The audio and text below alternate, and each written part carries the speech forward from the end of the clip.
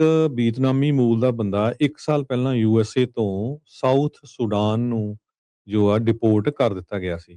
ਹੁਣ ਉਸ ਨੂੰ ਜਿਹੜਾ ਆ ਵਾਪਸ ਵੀਤਨਾਮ ਭੇਜ ਦਿੱਤਾ ਗਿਆ ਹੈਗਾ।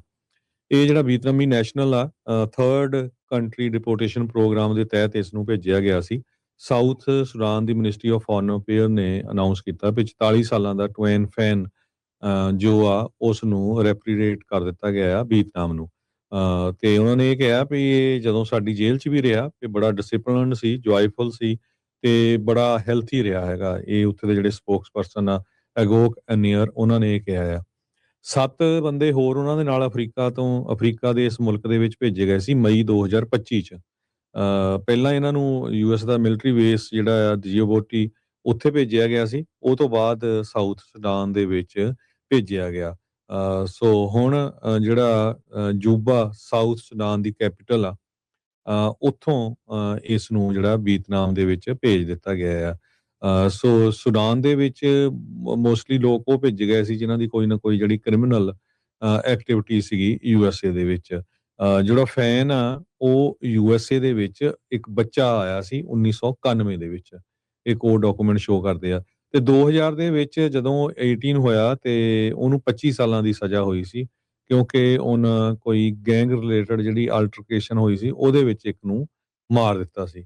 ਸੋ ਉਸ ਨੂੰ ਜਿਹੜਾ ਆ USA ਤੋਂ ਰਿਮੂਵ ਕਰਨ ਦੇ ਲਈ 2009 ਦੇ ਵਿੱਚ ਆਰਡਰ ਕੀਤਾ ਗਿਆ ਸੀ ਤੇ ਕਸਟਡੀ ਦੇ ਵਿੱਚ ਇਮੀਗ੍ਰੇਸ਼ਨ ਕਸਟਮ ਐਨਫੋਰਸਮੈਂਟ ਨੇ ਇਮੀਡੀਏਟਲੀ ਲੈ ਲਿਆ ਸੀ ਮਾਰਚ 2025 ਦੇ ਵਿੱਚ।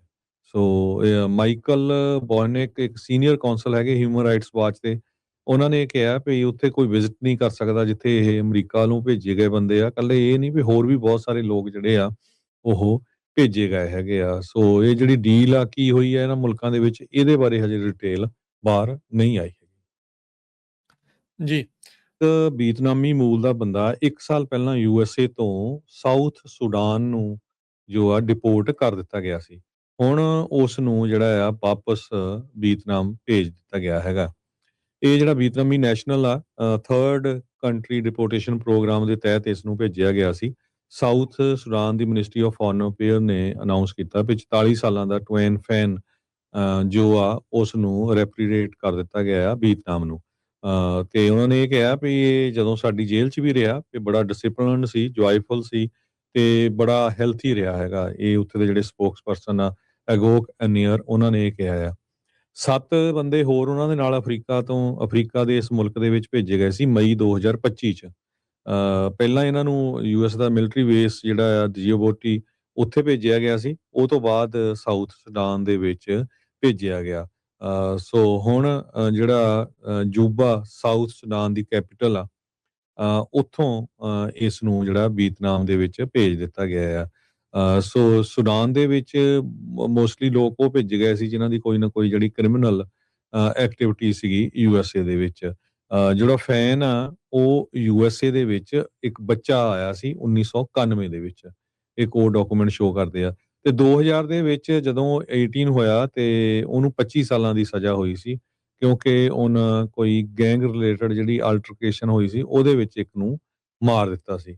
ਸੋ ਉਸ ਨੂੰ ਜਿਹੜਾ ਆ USA ਤੋਂ ਰਿਮੂਵ ਕਰਨ ਦੇ ਲਈ 2009 ਦੇ ਵਿੱਚ ਆਰਡਰ ਕੀਤਾ ਗਿਆ ਸੀ ਤੇ ਕਸਟਡੀ ਦੇ ਵਿੱਚ ਇਮੀਗ੍ਰੇਸ਼ਨ ਕਸਟਮ ਐਨਫੋਰਸਮੈਂਟ ਨੇ ਇਮੀਡੀਏਟਲੀ ਲੈ ਲਿਆ ਸੀ ਮਾਰਚ 2025 ਦੇ ਵਿੱਚ। ਸੋ ਮਾਈਕਲ ਬੋਰਨਿਕ ਇੱਕ ਸੀਨੀਅਰ ਕੌਂਸਲ ਹੈਗੇ ਹਿਊਮਨ ਰਾਈਟਸ ਵਾਚ ਤੇ ਉਹਨਾਂ ਨੇ ਕਿਹਾ ਵੀ ਉੱਥੇ ਕੋਈ ਵਿਜ਼ਿਟ ਨਹੀਂ ਕਰ ਸਕਦਾ ਜਿੱਥੇ ਇਹ ਅਮਰੀਕਾ ਨੂੰ ਭੇਜੇ ਗਏ ਬੰਦੇ ਆ। ਇਕੱਲੇ ਇਹ ਨਹੀਂ ਵੀ ਹੋਰ ਵੀ ਬਹੁਤ ਸਾਰੇ ਲੋਕ ਜਿਹੜੇ ਆ ਉਹ ਭੇਜੇ ਗਏ ਹੈਗੇ ਆ। ਸੋ ਇਹ ਜਿਹੜੀ ਡੀਲ ਆ ਕੀ ਹੋਈ ਹੈ ਇਹਨਾਂ ਮੁਲਕਾਂ ਦੇ ਵਿੱਚ, ਇਹਦੇ ਬਾਰੇ ਹਜੇ ਡਿਟੇਲ ਬਾਹਰ ਨਹੀਂ ਆਈ ਹੈਗੀ। ਜੀ